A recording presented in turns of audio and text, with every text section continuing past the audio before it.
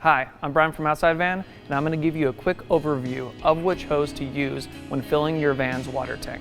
If your van has a water system, you should only fill your water tank using a potable water hose. Potable water hoses are made of food-safe ingredients, such as UV stabilized materials, which are lead-free and BPA-free.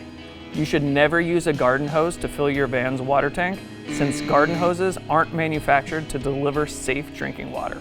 In addition to bacteria and mold, the water from a garden hose typically contains toxic chemicals like lead, BPA, and plasticizers. You can find several potable water hoses for sale online and at RV stores. Simply store the hose in your van so it's accessible on road trips.